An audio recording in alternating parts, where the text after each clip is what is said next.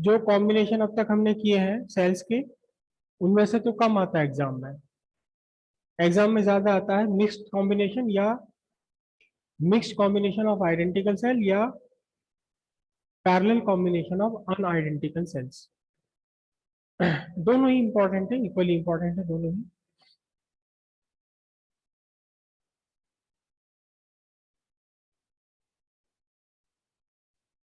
Mixed combination of identical cells, identical cells की mix combination है।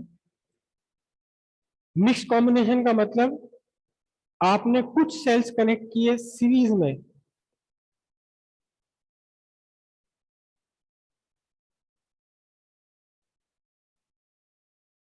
कुछ सेल्स आपने कनेक्ट कर दिए सीरीज में, और ये आइडेंटिकल सेल्स है। आइडेंटिकल सेल्स का meaning EMF of each cell is E, internal resistance of each cell is small R. और फिर इस तरह की कई सीरीज आपने आपस में पैरेलल में कनेक्ट कर दी।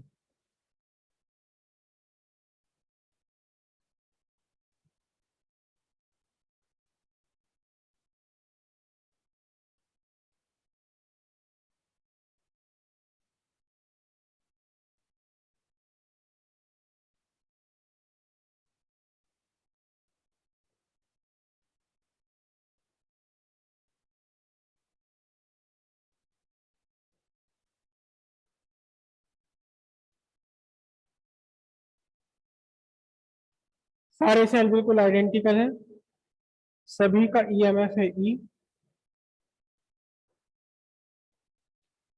और अब इस पूरे कॉम्बिनेशन को आपने कनेक्ट कर दिया एक्सटर्नल सर्किट से, जिसमें एक्सटर्नल सर्किट का रेजिस्टेंस है capital R.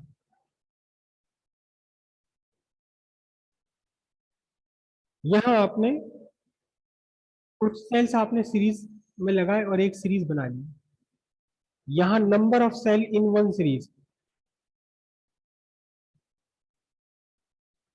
Number of cells in one series है n, और number of series in parallel कितनी है m। m सीरीज आपने पैरेलल में डाली और एक सीरीज में कितने सेल्स है, n सेल्स है। ठीक है।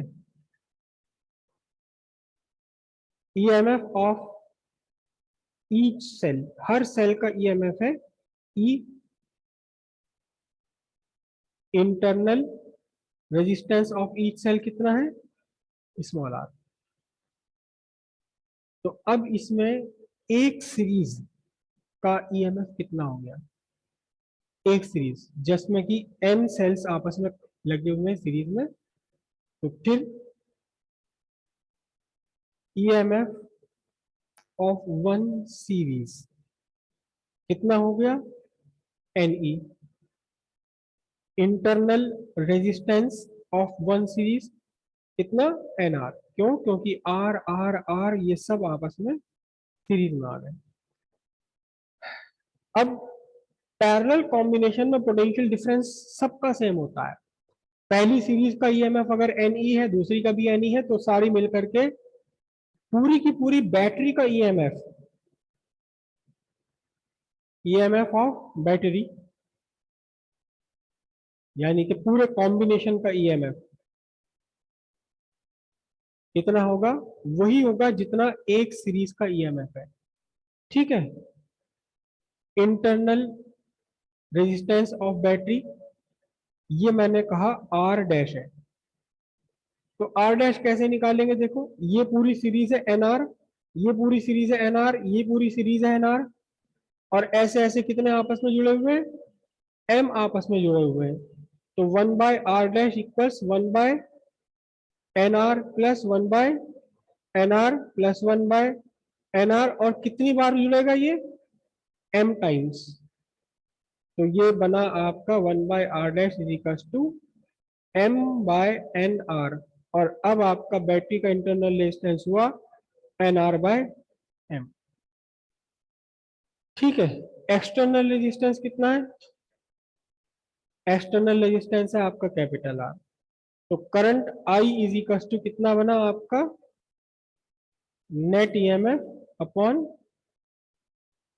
Total resistance. I equals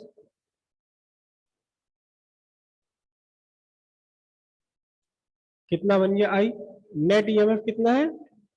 N E total resistance आपका external resistance plus internal. Internal कितना निकला है? Sorry, N R by M. ये आपका आ गया current through the combination, right. Cells का कॉम्बिनेशन करके जब आप बैटरी तैयार करते हैं तो उसके पीछे पर्पस क्या है? पर्पस ये है कि एक सेल से काम नहीं चल रहा होगा, या केवल सीरीज कॉम्बिनेशन से काम नहीं चल रहा होगा, केवल पैरेलल से काम नहीं चल रहा होगा। सीरीज कॉम्बिनेशन में जब आप जोड़ते हैं सेल को तो आपको ईएमएफ तो बड़ा मिलता है, लेकिन इंटरनल रेजिस्टेंस आपस में जुड़ गए तो ओवरऑल सर्किट का रेजिस्टेंस बढ़ जाता है। मतलब करंट बढ़ती भी है, ईएमएफ बढ़ने से करंट बढ़ती भी है, लेकिन एक सिरे एक लिमिट से ज्यादा नहीं बढ़ेगी, क्योंकि वहां इंटरनल रेजिस्टेंस खुद सीरीज में आ गए। पैरेलल कॉम्बिनेशन में इंटरनल रेजिस्टेंस कम हो जाता है लेकिन ईएमएफ नहीं बढ़ पाता। जब आपने मिक्स्ड कॉम्बिनेशन किया है तो इसका मतलब आपने करंट करंट बढ़िया चाहिए थी, ईएमएफ भी बड़ा चाहिए था और करंट भी ज्यादा चाहिए। ईएमएफ भी आपको ज्यादा चाहिए, करंट भी ज्यादा चाहिए आपको, तब सीरीज और पैरेलल कॉम्बिनेशन बनाया। हम्म जो अभी सीरीज पहले बनाया है, सीरीज में आपने सीरीज में कुछ सेल्स जोड़े जिससे ईएमएफ बढ़ गया, फिर आपने वैसी सीरीज पैरेलल में जोड़ दी तो ओवरऑल इंटरनल रेजिस्टेंस घट गया, तो काफी ऊंची करंट आपको मिल जाएगी। लेकिन मैक्सिमम करंट लेने का क्या तरीका हो सकता है? यहां से हम कंडीशन निकालेंगे। यहां देखिए, I equals N E upon R plus N R upon M. I की वैल्यू लार्ज कब होगी? आई की वैल्यू लार्ज तब होगी जब नीचे ये डिनोमिनेटर छोटे से छोटा हो। जितना छोटा हो सके उतना ही अच्छा है डिनोमिनेटर। ठीक है, तो for I to be maximum, I maximum कब होगी? आई मैक्सिमम तब होगी जब R plus N R by M ये पूरा क्या हो? ये पूरा मिनिमम हो। ठीक है, अब देखना मैथमेटिक्स है, सिंपल मैथमेटिक्स है, बिल्कुल बिल्कुल सिंपल मैथमेटिक्स है, कोई लंबी चौड़ी कहानी नहीं है, कोई लंबी चौड़ी कहानी नहीं है, सिंपल मैथमेटिक्स है। देखना जरा कैसे किया।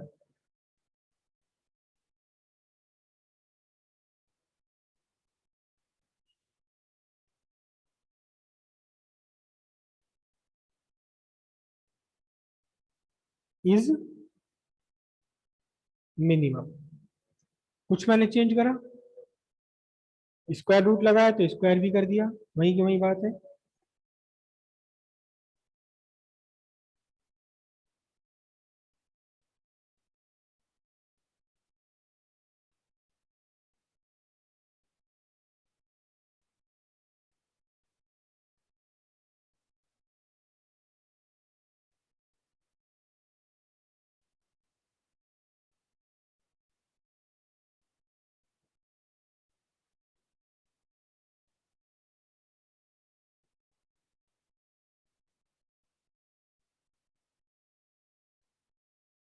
कोई चेंज करा क्या? जितना सब्ट्रैक्ट किया उतना ही ऐड भी कर दिया, कोई चेंज नहीं किया। अब अगर आप ध्यान से देखें तो A square plus B square minus two A B, ये क्या बन गया आपका? Square root R minus square root N R by M whole square plus two, और सारा का सारा ही रूट में ले लूं, R N R upon M, ये क्या हो? मिनिमम हो। अब यहाँ अगर आप इस पूरे स्टेटमेंट में, इस पूरी लाइन में देखें, तो ये क्वांटिटी आपकी प्लस में आ रही है। आर भी प्लस में है, एन भी प्लस में है, स्मॉल आर भी पॉजिटिव है, एम भी पॉजिटिव है, टू भी पॉजिटिव है। इसमें से तो घटाने का कोई चांस है नहीं हमारे पास, इसे हम नहीं घटा सकते। इस क्वांटिटी को हम किसी भी तरह नहीं घटा सकते, ये तो सारी प्लस में ही प्लस में है। तो फिर क्या हो, ये तो जुड़ना तो है ही खैर ये, लेकिन हमारे पास इसका कंट्रोल है, क्योंकि यहाँ बीच में माइनस आ रहा है, कैपिटल आर, ये इन सब की वैल्यू एडजस्ट करके हम इसे ऊपर नीचे कर सकते हैं। तो फिर क्या मिनिमम होना चाहिए, फिर आपके पास मिनिमम होना चाहिए R minus N R by M whole square. क्या हो, मिनिमम हो। ठीक है। अब जिससे हाथ उठाना बोलना मत, इस पूरे फिगर की, इस पूरे फिगर की मिनिमम वैल्यू कितनी पॉसिबल है, तो सिंपल सी बात है, क्योंकि यहाँ स्क्वायर लगा हुआ है तो ये नेगेटिव में जा नहीं सकता, नेगेटिव तो इसकी वैल्यू हो ही नहीं सकती। तो कम से कम पॉसिबल वैल्यू इसकी कितनी कितनी पॉसिबल है, कम से कम कितनी वैल्यू पॉसिबल है इसकी, इसकी कम से कम वैल्यू पॉसिबल है जीरो, जीरो से नीचे नहीं आ सकता है। जीरो से नीचे तो निगेटिव हो गया ना, और क्योंकि स्क्वायर लगा हुआ ब्रैकेट के ऊपर तो निगेटिव आएगा ही नहीं। अब ये पूरा जीरो हो, इसका मतलब square root minus N R by M, दोनों साइड मैंने स्क्वायर रूट ले लिया, स्क्वायर हटाया तो जीरो का स्क्वायर हट के भी क्या आएगा, जीरो आएगा। और स्क्वायर रूट आर इक्वल्स कितना हो गया, एन आर अपॉन एम, दोनों साइड में स्क्वायर कर लू तो R equals N R upon M. ये कंडीशन निकल गई कब, ये तब कंडीशन निकल गई जबकि आपका ये वाली क्वांटिटी मिनिमम पड़ेगी, और जब ये नीचे डिनोमिनेटर मिनिमम पड़ेगा तो फिर आई की वैल्यू मैक्सिमम आएगी। बताना तो सही ये क्या है, external resistance. N R upon M क्या है, एन आर अपॉन एम क्या है। हाँ, तो अब कुल मिलाकर कंडीशन ये निकल कर आई क्या, कुल मिलाकर ये करंट आई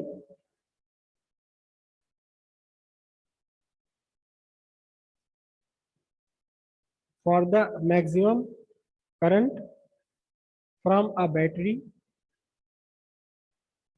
ये इंटरनल रेजिस्टेंस है। क्या कंडीशन बनी,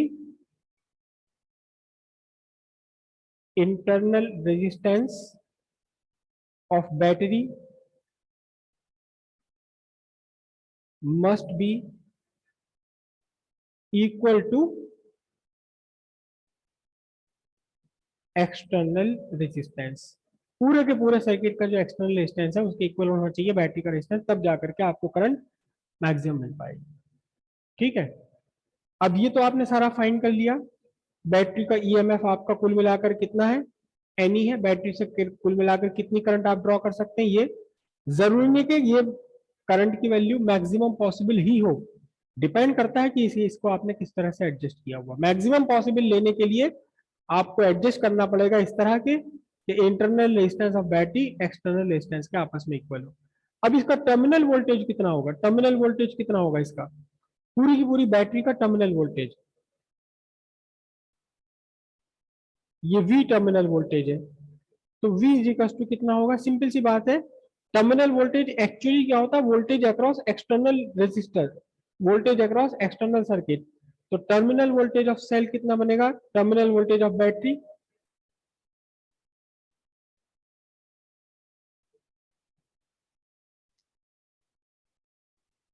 terminal voltage of battery V is equal to I into external resistance. तो V is equal to I कितनी है आपके, आई कितनी है, N E upon R plus N R by M into capital R. ये आपका कुल मिलाकर के एक्सटर्नल सर्किट के अक्रॉस आपका टर्मिनल वोल्टेज बन जाएगा। ठीक है, कीजिए से इसको इज मत लिखो, R plus N R upon M must be minimum, must be लिखो, इज मिनिमम नहीं। जब तक हमें पता ही नहीं तब तक हम इज वर्ड यूज नहीं कर सकते। से टर्मिनल वोल्टेज का आप एक फॉर्मूला बना सकते, V is equal to E minus I into small R, होता है ना। यहाँ V आपका टर्मिनल वोल्टेज है, E आपका ईएमएफ है। तो अब यहाँ ईएमएफ कितना पूरी बैटरी का, पूरी बैटरी का ईएमएफ है NE। बैटरी के थ्रू करंट कितनी है? NE upon R plus NR by M। और स्मॉल r क्या है? Internal resistance. अगर सेल दे तो सेल दे, बैटरी है तो बैटरी, बैटरी का इंटरनल रेजिस्टेंस कितना है? NR by M। ठीक है, अब यहां से आप इसे सॉल्व भी कर सकते हो फर्दर। कैसे सॉल्व कर सकते हैं यहाँ से आप? कि इसमें से देखिए NE कॉमन है ऊपर, है ना? NE कॉमन है, हालांकि ये मैंने आज तक यहाँ तक किसी को भी नहीं कराया है, लेकिन फिर भी आप कर लीजिए। ये NE कॉमन गया, तो अब क्या बचा आपके लिए? आपके लिए बचा NR by M into R plus NR upon M। ठीक है, ये ऊपर वाला NR मैंने लिख दिया और M नीचे डिनोमिनेटर में मल्टीप्लाई हो गया। करेक्ट। थोड़ा सा और इसे कर लें सॉल्व हम। 1 माइनस, देखो इस M से तो ये M कैंसिल हो जाएगा और कैपिटल R के साथ M आ जाएगा। क्या बनेगा आपका? NR upon MR plus NR। ये आपका बन सकता है क्या? टर्मिनल वोल्टेज का एक और फॉर्मूला। हालांकि उम्मीद नहीं है कि ये कहीं यूज में आएगा, लेकिन फिर भी कर सकते हो आप।